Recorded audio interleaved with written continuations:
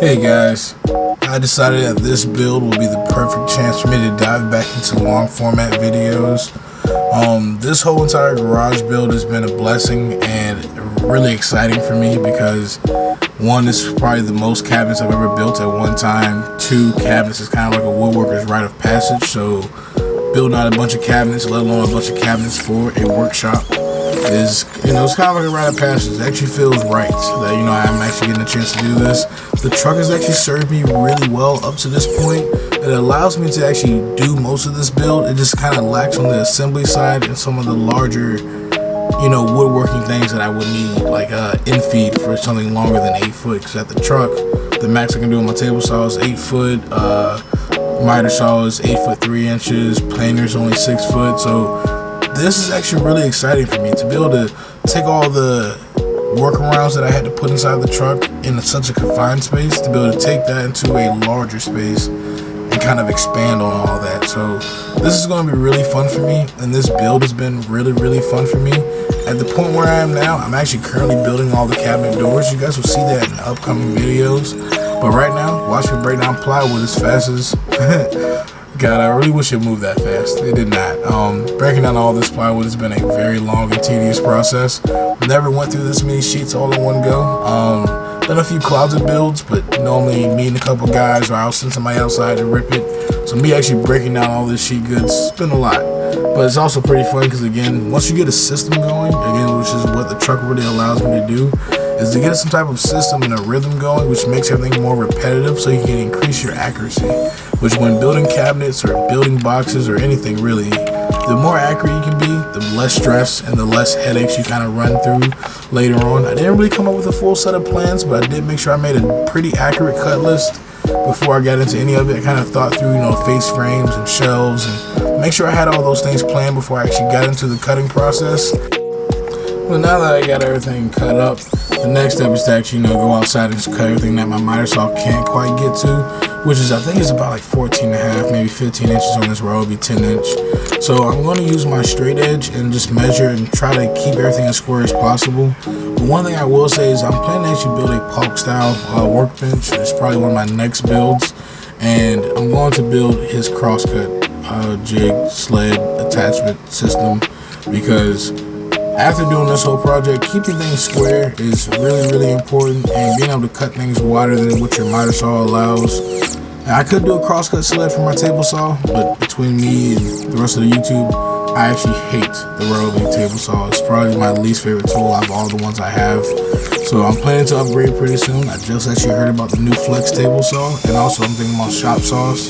So these are all things that I'm planning to upgrade to, but until then, a Polk crosscut system would be a godsend for stuff like this. Even now with this table saw, you can see how it rocks. The fence isn't too good. It actually has a curve, a belly in the middle of it. So I'm planning to make it at least an auxiliary fence, just to make it kind of work while I have it. But so being that this was not supposed to be a table saw review, let me get back on track. I'm ripping the pieces for my miter folds for the bottom section of the cabinet. I ripped my miter fold pieces slightly oversized because I knew I was going to make this notch undersized, and I didn't really care too much about the finish of the notch because, again, my miter fold pieces were going to fit larger than this notch. So this notch just needed to clear the center block stem wall, and because this notch is smaller than my miter fold notch or miter fold piece of plywood, the miter fold piece of plywood therefore clears the center block stem wall. And it also takes the grain running down the back panel of the cabinets down to the floor. Pretty much takes it around the center block wall and then down to the bottom panel. It's a really cool transition, and with the method that I picked up from Inside of Carpentry, Spencer Lewis over at Inside of Carpentry, the tape method is really good. I'm really glad I was able to pick that up from him. I use this all the time now for beams, columns. This is just the method to go to for any type of long beveled miter fold. Making sure your table saw is set to slightly over 45. I think he actually just did a video specifically saying like 45.2, 45.3 works really good. I don't have one of those digital gauges, but again, I could look at my scale and kind of tweak it from there. Making sure that it gives you the room to actually let the glue squeeze out and still make a nice tight miter on the outside.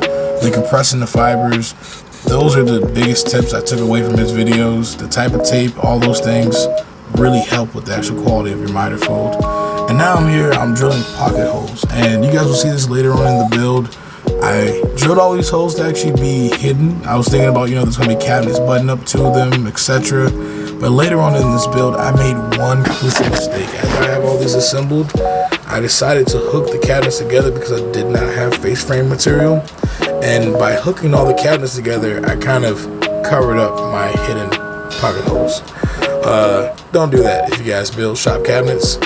If you plan for the pocket holes to be hidden by putting the face frames on before you connect them, do it that way. Don't change halfway through because you don't have the material and you're just trying to make more. It was a bad choice in my part. I was just trying to be productive, so I was like, hey, after the cabinets assembled, go and hook them together, screw them to the wall, forgetting that I had certain pocket holes like you see here. Actually, they were on the outside, they would butt up to another cabinet, so I was like, I can attach the face frame this way. But because I was being impatient, I actually hooked the cabinet next to it, which covered those pocket holes. So make sure you guys don't do that. Don't make that simple mistake. Also, when coming to assembling these, I am using pin nails just to hold it in place. I'm using glue for the actual strength. The pocket holes are adding extra strength as well. And the pin nails are all going to be hidden because, again, the cabinet's going to be buttoned up to the sides wherever I apply pin nails. I make sure there's a cabinet butting to it. The finish for these are going to be a Danish oil, so I don't really want to fill too many holes, so I'm trying to hide as many holes as possible. The cabinets are going to be Danish oil. The face frames are going to be a black lacquer finish. It's actually going to come together really nicely. In the next couple of videos, you guys should see me actually starting the face frames and stuff like that. But I actually won't let the rest of this video just play out because it's just me assembling the rest of the cabinets. I hope you guys enjoyed. I'm going to work more on these long format videos. I'm thinking about doing shorts and then long formats, kind of, to sum up what all the shorts kind of showed, and then maybe throw some of my humor, some commentary, and any added details or bloopers that you guys probably did not catch in the series of shorts. So if you guys enjoyed, please like, comment, subscribe. Let me know how you guys feel about it. Please let me know any improvements. I did not write a script. I probably should because this is a lot to freestyle off the top of your head. I can normally do it for shorts. This is significantly more difficult. And also, for everybody who stuck around toward the end, I do have a couple clips of what it's going to look like in the future. Because, again, right about now I'm at the door part, so everybody who stuck around to the end, you guys will get to see all those pictures of what it's going to look like in the next couple videos. And if you guys enjoyed, again, like, comment, subscribe, ring the notification bell even. Haven't been saying that in the shorts, but I'm going to start saying it now. Yeah, I'll see you guys in the next one. Peace.